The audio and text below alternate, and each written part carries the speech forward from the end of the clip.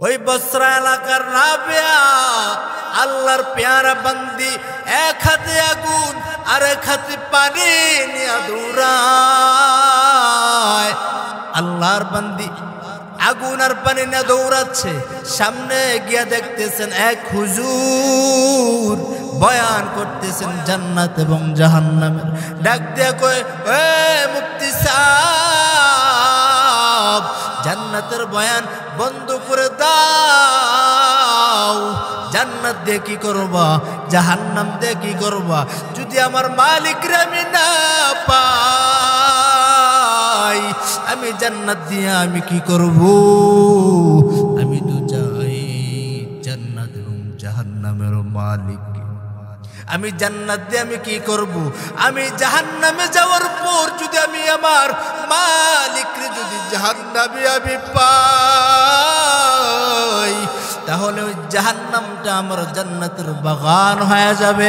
আর আমি জান্নাতে গিয়ে যদি জান্নাতের মালিকরে আমি যদি না পাই, তাহলে আমার এমন জান্নাত আমার দরকার নাই। জান্নাত দো যখন से या रब क्या करो, आरज़ू है मैं तुझे देखा करो। আমি জান্নাতে কি করব? ও যুবক, রাবিয়া বসরিয়া ওই বসরা এলাকার রাবিয়া ডাক দিয়া কয়, আমি ওই জান্নাত জ্বালাইয়া দিব যে জান্নাতের কারণে মানুষ লোভে পুরিয়া জান্নাতের ঢোকার জন্য ইবাদত করে, জাহান্নাম থেকে বাঁচার জন্য গুনাহ করে নাই। কিন্তু কয়জন লোক আল্লাহর রেজামন্দের জন্য ইবাদত করিয়া সামনে আগায়। তোমার তো একটু চিন্তা দ্বারা থাকার দরকার। আমি আমার আল্লাহর জন্য আমি ইবাদত করে আমি আগাইব, দুনিয়ার জন্য না। আমি আমার রবকে পাওয়ার জন্য ইবাদত করব। আমার আল্লাহকে তুমি জানো, আমার মালিককে জানো হে যুবক, যে তোমাকে অস্তিত্ব দিয়েছেন। তোমার অস্তিত্বই ছিল না, আল্লাহ অস্তিত্ব দিয়েছেন। আমার আল্লাহ এমন আল্লাহ যে আল্লাহ তোমার সুন্দর গঠন দিয়েছেন। আমার মালিক এত সুন্দর তোর জন্য নিয়ামতের ব্যবস্থা করিয়া দিল। এমন দর মালিক আল্লাহ। আল্লাহ তাআলা ডাইকা করে গোলাম, আমি আল্লাহ তাআলা তোর জন্য তো কিছু আমি আল্লাহ তাআলা তোকে দিলাম। আমি আল্লাহ তাআলার পক্ষ থেকে চোখ দুইটা ফিরে দিলাম, দুইটা আমি আল্লাহ তাআলা তোর দুইটা হাত দিয়ে দিলাম, দুইটা পাও ফিরে দিলাম, কথা বলার বাক শক্তি দিয়েছি আমি রব। এত কিছু নিয়ামত পাওয়ার পর আমি আল্লাহকে তুই ভুইলা গেছু, নাফরমান হয়ে গেছু। একটা বারের জন্য কি দিলের মধ্যে কি একটু ধাক্কা লাগা নাই রে যুবক? এমন কেন হইছো তুমি আমাকে বলো? কার নেশা পড়িয়া গেছো? কার মোহাব্বত দিলের মধ্যে ঢুকাইছো? মায়ের ভালোবাসা, বাবার ভালোবাসা ঢুকাইছো? কার নেতা নেত্রীর কার ঢুকাইছো? চান্দাবাজি আর ধান্দাবাজদের ভালোবাসা ঢুকাইছো? এই নি তোমার ভালোবাসা? কতদিন থাকবে এই ভালোবাসা? স্বার্থে যদি আঘাত লেগে যায় এই ভালোবাসা শেষ হয়ে যাবে, ছিন্ন সব কিছু উধাও হয়ে যাবে। আল্লাহ কয় দুনিয়ার ভালোবাসা যদি এমন হয়, আমি মালিকের ভালোবাসা কেমন হবে? ও যুবক, আমার আল্লাহ কয় আমি আল্লাহ তাআলা তোদেরকে নিঃস্বার্থভাবে ভালোবাসি। আমি আল্লাহ তাআলা তোদেরকে নিঃস্বার্থ ভালোবাসি। এমন ভালোবাসা পিওর, এমন ভালোবাসা তোর মা ভালোবাসা তোকে দেয় নাই, তোর আব্বা জান দেয় নাই, তোর সহধর্মিনীটাও দেয় নাই, তোর সন্তানটাও তোকে দেয় নাই, তোর নেতা নেত্রীও দেয় নাই, চান্দাবাজিরা ধান্দাবাজিরা পিওর ভালোবাসা দেয় নাই। আমি মালিক এত নেয়ামত এত পিওর ভালোবাসা তোকে দিই, আজ তুই আমার ঘরেও নাই আল্লাহ বলে ডাক দেবো। ও গোলাম, আমি আল্লাহ তাআলা এত কিছু করার পর, এত কিছু বলার পর তুই যেহেতু আসলি না, আমি আল্লাহ তাআলা এখন গভীর রাতে উইঠা ডাকতে থাকি। আমি আল্লাহ তাআলার ঘুম নাই, তন্দ্রাচ্ছন্ন নাই। আমি আল্লাহ তাআলার আছে শুধু আদরের গোলাম। এই আদরের গোলাম কখন আমাকে আল্লাহ বইলা ডাকবে? আমি আল্লাহ তাআলা আমার বান্দাদের মুখের দিকে তাকাইয়া থাকি। আমি আল্লাহ পাক শেষ রাত্রে, গভীর রাত, কেউ নাই, জগৎটা কেমন জানি কোলাহল, কেমন জানি ঠান্ডা, কোনো আওয়াজ নাই, কোনো কোলাহল নাই, কেমন জানি নিরিবিলি, আসমানটা নীরব, জমিনটা কেমন জানি ঠান্ডা। ওই সময় আমি আল্লাহ পাক হাজির হয়ে যাই। ও আমি আল্লাহ তাআলা তোর খালেক চলে আসছি। আলা মিম মুস্তাগফিরিন ফাগফিরলা, আলা মিম মুস্তারজিকিন ফারজুকা। আমি আল্লাহ তাআলা এসে ডাকতে থাকি, ও গোলাম, আমি আল্লাহ তাআলা তোর এমন খালেক যে প্রথম আসমানে আইসা ডাইকা কই, তোর কি গুনাহ ক্ষমা করা প্রয়োজন নেই, তোর কি রিজিকের প্রয়োজন? আমি আল্লাহর কাছে চাও না, আমি মালিকের কাছে চাও, কারণ আমি মালিকের ছেলে নাই, মেয়ে নাই, আমি আল্লাহর বিবি নাই, আমি আল্লাহর দাদা নাই, আমি আল্লাহ তাআলার খালা খালু নানা নানি কেউ নাই। আমি তার মালিকের আছে শুধু আদরে গোলাম। হে যুবক, আর কেউ নাই। আল্লাহ তাআলা তোকে ডাক দিয়া কই রে গোলাম, আজ এই শেষ রাত্রে কেউ নাই, নদীর মাছগুলো ঘুমায় আছে, নদীর মাছগুলো ঘুমান্ত, হিংস্র প্রাণীগুলো ঘুমায়, সব ঘুমান্ত, সব কেমন জানি একাকার। কিন্তু আমি আল্লাহ এখন তুই বড় একা, বড্ড বড় একা। আমি আল্লাহ 7 আসমান থেকে প্রথম আসমানে নাই মারছি, তোকে দেওয়ার জন্য, নেওয়ার জন্য আসিনি। ও গোলাম, তোর কি কি প্রয়োজন? তোর মন মতন একটু চাও, কি দরকার একটু চাও। দেখ দিইনি আমি রব, একটু দেখি চাস না, একটু চেয়ে দেখ না, আমি আল্লাহ দেখি দেই নাই। তোর কি কি প্রয়োজন? আমি আল্লাহ তাআলার কাছে চা, আমি আল্লাহ তাআলা তোর হাজতগুলো পূরণ করে দিব। আল্লাহ কয়, এতবার ডাকার পরও যেহেতু আসস নাই, তাহলে শুনিয়া রাখ, ওই যে তাকাইয়া দেখো, ওই তাকাইয়া দেখ যে জাহান্নাম আমি আল্লাহ বানাইছি, ওই জাহান্নাম কিন্তু ভয়ঙ্কর। আমি আল্লাহ যত বড়, আমার বানানো জাহান্নাম তত বড়। আমি মালিকের দয়া যত বড়, আমি আল্লাহ তাআলার ক্ষমাটাও তত বড়। আমি আল্লাহ তাআলা এই কাহারিয়তের আওয়াজ দেই নাই, আমি আল্লাহ তাআলা রহমানের দরওয়াজা এসে ডাকি। আমি আল্লাহ তাআলা ধমক দেয়া বলি নাই, আমি আল্লাহ নরম ভাষায় বলি।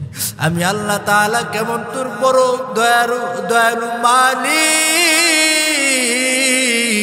যে আমার নাফরমানি করে, যে আমার ঘরে আসে নাই, যে আমাকে আল্লাহ বইলা ডাকে নাই, যে আমার ঘরে আইসা সিজদা জমিনের মধ্যে লাগায় নাই। আমি আল্লাহ তাআলা তার ঘরে সূর্যের আলো ঢুকাই। আমি তার মালিক, তার প্রতি বারবার দিছি। ও গোলাম, তুই অন্যায় করেছো, তুই অপরাধ করেছো, কোনো টেনশন নিও না, কারণ তুই অন্যায় করেছো।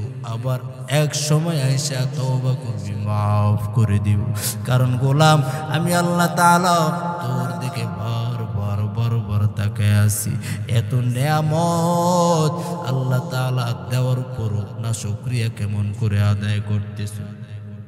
শুকর গুজার বান্দা হও রে দুনিয়ায়, যাহার ফলে নজনিয়ামত বেড়ে যায়। মালিকের শুকরিয়া আদায় করিও, আল্লাহ তাআলার কাছে দাঁড়াইয়া গিয়া বল, হে মালিক, যত অন্যায় করেছি, অপরাধ করেছি, আপনি ক্ষমা করে দেন। বাবা, তুমি বলতে দেরি হবে গোলাম, আল্লাহ তাআলা একটা সেকেন্ডও লাগবে না তোর জিন্দেগির সমস্ত গুনাহগুলো ক্ষমা করে নিতে। এ যুবক, তুই দিনের বেলায় যে জায়গায় যাইতে বড় ভয় পাইতেছ, যে জায়গা দিনের বেলা মানুষ যাইতে বড় ভয় পায়, ওই জায়গায় তোকে রাইখা সবাই চলে আসবে। তুই মরণের পর মানুষগুলো কেউ ছুটাছুটি দৌড়াদৌড়ি করবে, কেউ বাঁশ কাটার জন্য দৌড়াদৌড়ি করবে, কেউ কবর খনন করার জন্য দৌড়াদৌড়ি করবে, কেউ বাজার যাবে 3 টুকরা সাদা কাপড় আনার জন্য দৌড়াবে।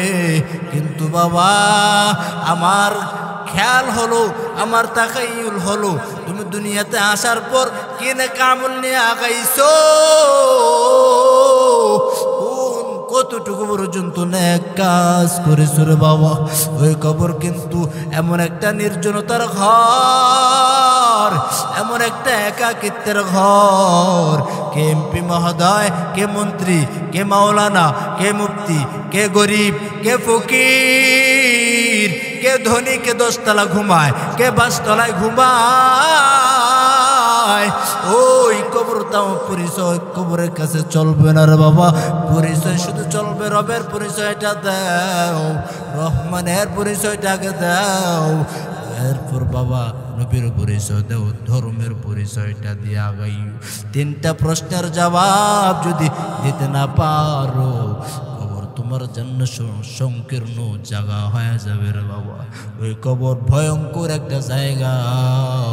ওই কবরে যারা যতদিন পর্যন্ত, যত বান্দারা কবর দেশে পাড়ি জমা রাখছে, আজও পর্যন্ত কেউ কবর থেকে উঠে আসতে পারে নাই।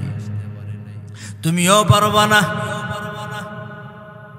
মরণ থেকে যতই পালাও, মরণ তোমায় নিবে ঘিরি। যদিও সুদূর আকাশ পানে লুকাও সেথায় লাগিয়ে। নদী পথে নৌকা চালাও কেরে মাঝি ভাই, বেলা ডুবার আগে আমি ওপার উঠতে চাই। ডুবে গেলে বেলা রে আর উঠে নাও, ভেঙ্গে গেলে মেলা রে আর জমে না। কিসের মাস্তানি করতেছো, কিসের ভাব নিয়ে চলতেছো? এ ভাব ধাম্বিকতা চলবে না।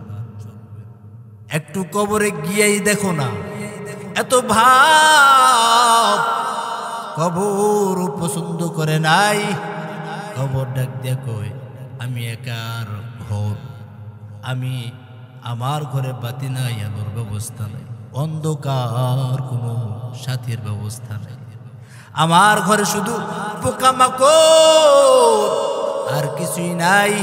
আমার ঘরে যদি আসতে চাও, যদি আলোর বাতির যদি ব্যবস্থা তুমি দেখতে চাও, তাহলে নেক আমল ছাড়া কোনো ভিন্ন কোনো বিকল্প রাস্তা নাই। যেই কারণে দুনিয়াতে আসছে যুবক, যে রহমতের নবীর কারণে দুনিয়াতে আসার সুযোগ পাইলাম, ওই নবীর সুন্নত নববীর আদর্শটা কই? ওই রহমতের নবীর সুন্নত নববীর আদর্শটা গলার মধ্যে লাগাইতেই পারি নাই। যে নবীর কারণে এত সম্মান এত ইজ্জত পাইলাম, ওই নবীকে আজ বুঝে চিনতে পারিনি। শুধুই নবীর উসিলাতে আসলো মানুষ দুনিয়াতে, তিনি না হইলে আজি আসতো কে কেউ ভুবনে। নবী বিনে কে তোরাবে ফুল সিরাত মিজানে। নবী আমার জীবন ভরে দিনের লাগি কষ্ট করেন, দান দান শহীদ করিলেন উহুদেরই ময়দানে। নবী বিনে কে তোরাবে ফুল সিরাত মিজানে। এর যুবক এত কষ্ট করেছেন আমার নবী,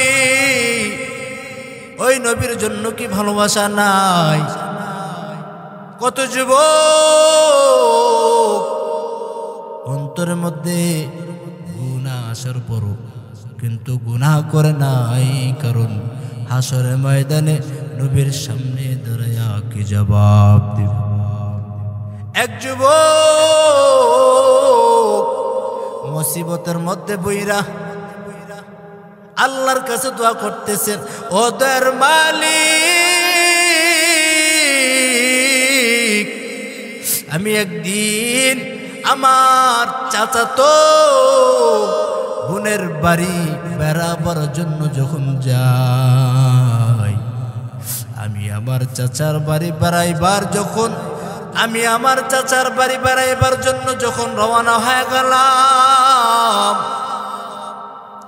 ওইখানে গিয়ে দেখি আমার চাচা নাই, আমার চাচি নাই, ঘরের মধ্যে শুধু আমার চাচা তো বোন, আর কেউ নেই। আমি যৌবনের তারুণা নিয়ে আমার চাচা তো বোনকে বলে, রে বোন এখন কেউ নাই, আমার চাচা নাই, চাচি নাই, চল একটু গুনাহের মধ্যে একটু খেলতাম আশা করি। যুবতী বোন ডাক দেয়া কয়, রে ভাই প্রয়োজন হলে হালাল ভাবে বৈধভাবে আমাকে বিবাহ করে তারপরে, কিন্তু ভাই এর আগে আমার দিকে একটা হাতও তুমি বাড়াইও। আমি শুনি নাই, আমি বোনের কোমরের উপরে দুই হাত দিয়ে আমি বসে গেলাম। আমি তাকাইয়া দেখি বোনের চোখের কোঠায় পানি।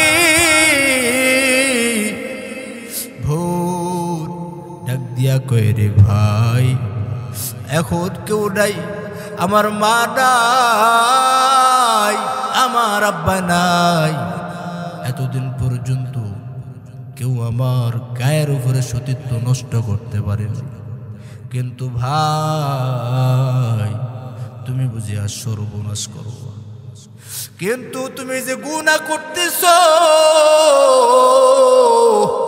কেউ দেখে নাই, দেখতেছেন একজন, উনি না তোমার বানানেওয়ালা খালেক, উনি না তোমার প্রতিপালক,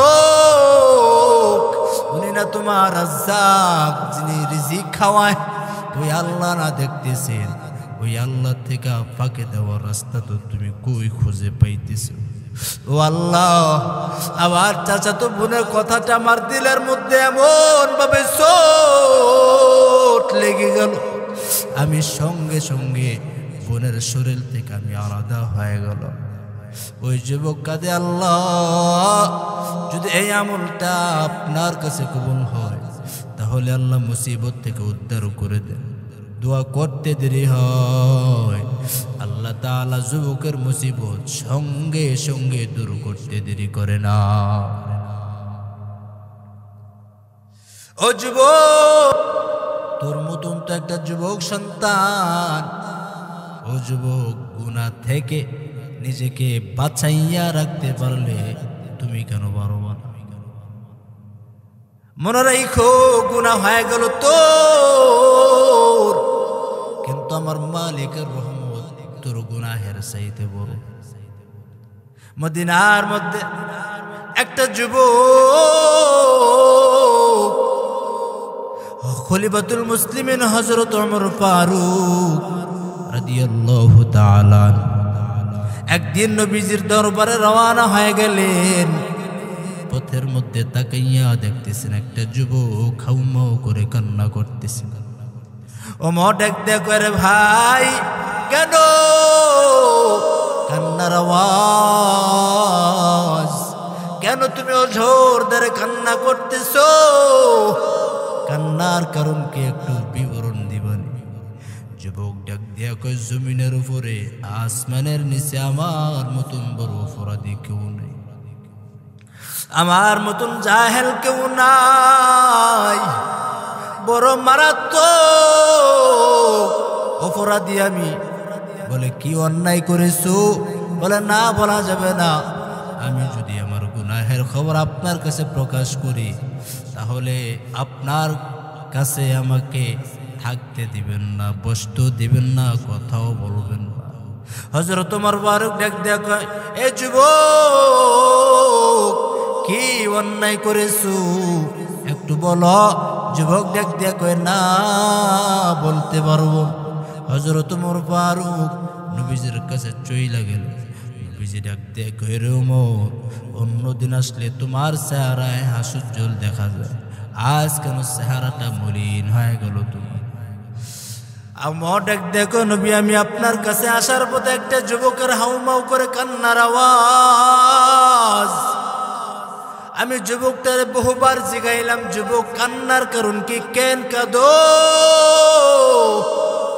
যুবক বলতে চায় নাই। আমি ওই যুবকের কান্না দেখা আমার দিলে খুব মায়া হয়ে গেছে, আমার দিলটার মধ্যে কান্না। নবী ডাক দেখো, এর আমার যুবকটাকে আমার দরবারে নিয়ে আসো। রহমতের নবী বলার সঙ্গে সঙ্গে ওমর দৌড়াইয়া আবার চললেন যুবকের দিকে। ডাক দেখো, যুবক তুমি জানো নি রহমতের নবী বলেছেন তোমাকে নেওয়ার জন্য? যুবক ডাক দিয়া কয়, না না আমি যাব না, কারণ আমার গুনাহের পরিধি অনেক হয়ে গেছে। আমার গুনাহের খবর যদি রহমতের নবী জানতে পারে আমাকে ঠাই দিবে নাই, আমাকে দূর দূর করে তাড়ায় দেবে। যুবকটাকে ওমর ধইরা নবীজির কাছে নিয়ে হাজির করায় দিবে। রহমতের নবী ডাক দেয়া কয়, যুবক এত কান্নার কি কারণ? যুবক ডাক দেয়া কয়, নবী আমার জীবনে এমন অন্যায়ের কাজ হয়ে গেছে, মনে হয় আল্লাহ পাক আমাকে মাফ করবে না। মদিনার নবী ডাক দেয়া কয়, এ যুবক তোমার তো মনে হয় ধারণাই নাই আমার আল্লাহ যে রহমান, আমার আল্লাহ যে গফফার, আমার আল্লাহর মতন দয়ালু কেউ নাই, আমার আল্লাহর মতন বড় গফফার জগতে কেউ নেই। তোমার তো মনে হয় ধারণাই নাই। যুবক ডাক দেয়া কয়, না আমার গুনাহ অনেক বড়। নবী ডাক দেয়া কয়, আল্লাহ রহমত বড় নাকি তোমার গুনাহ বড়? বলে নবী আমার গুনাহ বড়, আল্লাহর রহমত অনেক ছোট গুনাহের চাইতে আমার মনে হয়। নবী ডাক দেয়া কয়, না না আমার মালিকের দয়া অনেক বড়, তোমার এটা চিন্তা ধারণা ভুল, এই জিনিসটা পাল্টে আনো। কয়, না নবী আমার অনেক গুনাহের পরিধি হয়ে গেছে, যেটা মনে হয় আল্লাহ পাক মাফ করবেন। নবী ডাক দেয়া কয়, রে যুবক এত বলতেছো কি গুনাহ, কি গুনাহ একটু বলো দেখি না তোমার কি গুনাহ হয়েছে। যুবক সন্তান ডাক দেয়া কয়, নবী মদিনার মধ্যে যত নারীরা মাইয়েতরা দুনিয়ার থেকে বিদায় নিয়ে দাফন করা হয়, সবাইকে যখন মাটি দিয়া যখন দাফন কইরা সবাই চইলা যায়। রাতের বেলা আমি গিয়া কাপড় চুরি করিয়া বাজারে বিক্রি করিয়া আমার জীবিকা চালাই। ও নবী আমার, ও রহমতের নবী, একদিনের ঘটনা ঘটিয়া গেছে যে মদিনার মধ্যে একটা নারী দুনিয়ার থেকে বিদায় হয়ে গেছে। এত সুন্দরী রমণী, আমি রাতের বেলায় কাপড় চুরি করবার জন্য ওর কবর খনন করলাম। কবর খনন করে যখন আমি কাপড় চুরি কইরা উঠাইয়া যখন নিয়া আমি রওনা হয়ে গেছি, পিছন থেকে কে যেন একটা আওয়াজ ডাক দেয়া কয়, রে এ যুবক, তোর মতন একটা যুবক নওজোয়ান মানুষ এমন একটা সুন্দরী রমণী মেয়েকে পালাইয়া কই যাইতেছ? আমার খাহেসাত উতলা দিল। আমি এক পর্যায়ে আমি অভাগা বান্দা, অভাগী নারীর সঙ্গে জিনা করে ফেলেছি। এই কথাটা বলতে না বলতে রহমতের নবী আমার চেহারা মুবারক ফিরায় নিল। নবী ডাক দিয়া কই, মানুষ এমন জঘন্য মানুষ কি এখনো জমিনে আছে? এটা কেমনে সম্ভব? মানুষ এটা কেমন করে করতে পারে? নবী ডাক দেখো, আমার দরবার থেকে ভাগিয়া যাও। আল্লাহ মনে হয় তোমার গুনাহগুলো মনে হয় ক্ষমা করবে না। যদি ক্ষমা করে তাহলে সংবাদের মাধ্যমে তোমাকে জানায় দেওয়া হবে। ওই যুবক আল্লাহর গোলাম দৌড়াইয়া পাহাড়ের উপরে চইলা গেল। পাহাড়ের উপরে গিয়া কান্নার রোল। যুবক আল্লাহর কাছে একদিন না, 2 দিন না, প্রায় 40টা দিন পর্যন্ত সিজদায় পড়ে কাঁদে। আর ডাক দেয়া কয়, রে মালিক, আমার জীবনে এমন অন্যায়ের কাজ তো করি নাই, এমন তো কোনো পাপ নাই, কাজ নাই যে করি নাই। আপনি আল্লাহ সব কিছু জানেন। আজ এমন একটা অন্যায় করেছি, আপনার হাবিব আমাকে তাড়াইয়া দিছে।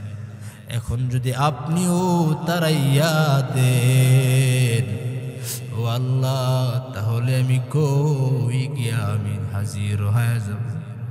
বান্দার কান্নাটা আল্লাহ তাআলা এমন ভাবে কবুল করে নিল। আল্লাহ তাআলা জিব্রাইলের মাধ্যমে নবীর কাছে সংবাদ পাঠায় দিল, জিব্রাইল আমার বন্ধুকে জানায় দাও, ওই বদমাইশ বান্দাটাকে আমার প্রিয় বান্দা বানায় নিলাম।